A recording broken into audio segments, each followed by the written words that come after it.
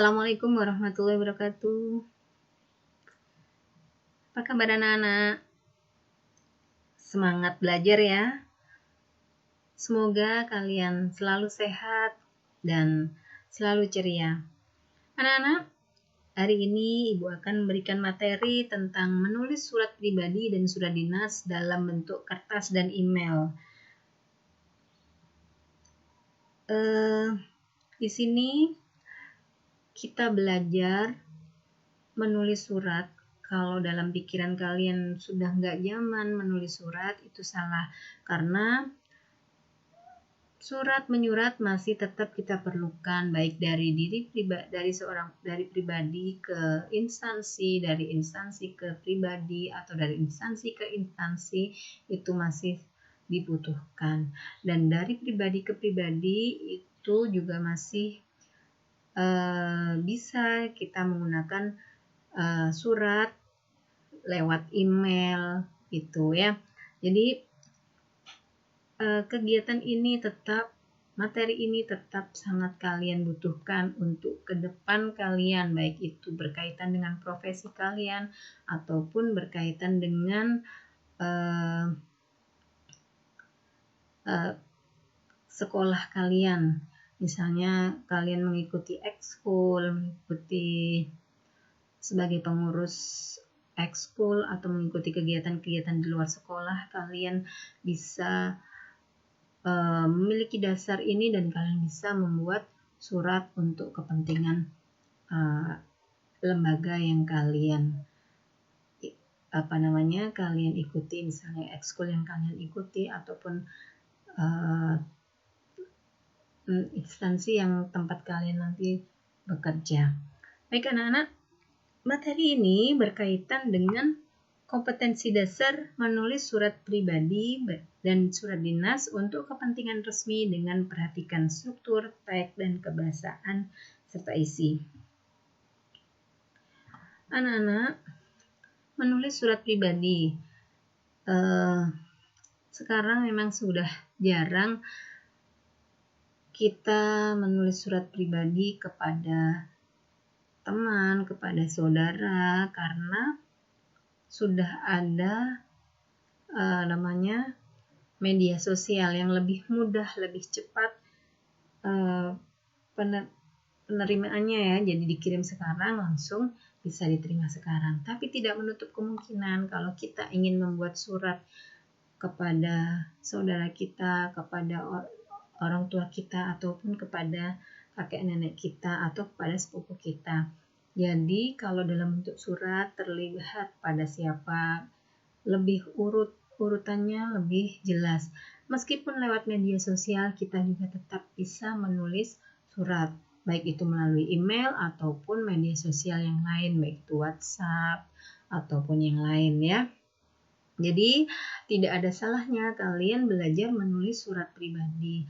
Siapa tahu suatu saat kalian butuh untuk menulis surat pribadi ini untuk teman kalian yang jauh dari tempat kalian. Baik, ketika menulis surat pribadi, kita harus menentukan pilihan ragam bahasa yang akan digunakan supaya sesuai dengan tujuan dan penerima surat. Ragam bahasa yang digunakan bisa ragam bahasa baku, bisa ragam bahasa informal, dan ragam bahasa gaul. Untuk ragam bahasa baku bisa kita gunakan untuk situasi yang serius, misalnya kita ikut berduka cita, kita ikut bersimpati akan suatu musibah yang dihadapi teman ataupun saudara ataupun sahabat. Atau kita gunakan surat ragam bahasa ini untuk orang yang lebih tua dari kita. Untuk ragam bahasa informal bisa kita gunakan untuk teman yang baru kita kenal, yang tidak terlalu akrab ataupun yang lebih muda. Dan untuk ragam bahasa gaul ini bisa kita gunakan untuk teman yang akrab, teman yang dekat ataupun sahabat karib kita. Nah, anak-anak, ketika menulis surat, kita harus memperhatikan kesopanan dan etika. Kesopanan dan etika ini bisa kita tunjukkan di salam pembuka, di kalimat pembuka, di paragraf pembuka, dan di kalimat penutup. Baik anak-anak, kita lanjutkan tentang menulis surat dinas.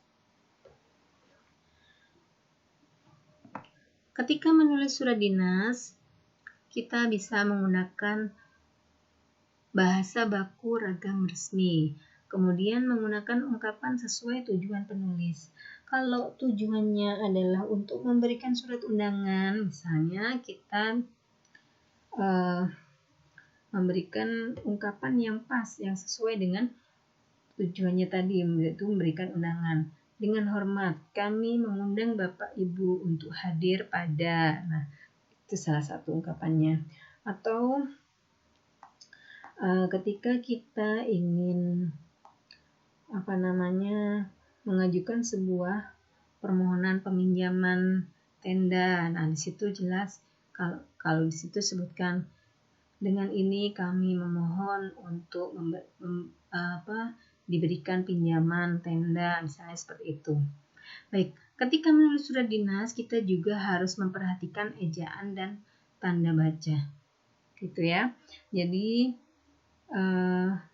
tanda titik, tanda koma itu juga harus diperhatikan. Penggunaan kata, pilihan katanya, menggunakan bahasa baku, gitu ya. Baik anak-anak, di sini ada contoh surat dinas yang ditulis oleh pribadi untuk sebuah instansi. Nah, karena ditulis oleh pribadi kepada sebuah instansi, tentu tidak memerlukan kop surat, dan unsur-unsur yang lain di sini ditulis lengkap. Jadi kepada siapa, perihalnya apa ditulis. Jadi tahu di sini terlambat pengembalian buku, otomatis isinya adalah dia mohon maaf karena terlambat mengembalikan buku. Jadi ini ungkapan yang menunjukkan bahwa saya benar-benar mohon maaf karena belum mengembalikan buku di bawah lindungan Ka'bah. Nah, ungkapan ini menunjukkan berkaitan dengan isi yang ada dalam perihal. Baik anak-anak, Ibu rasa cukup ya contoh untuk membuat surat dinas di sini. Anak-anak, semoga yang Ibu sampaikan tadi, yang Ibu contohkan tadi bisa memberikan manfaat bagi kalian. Terima kasih atas perhatiannya.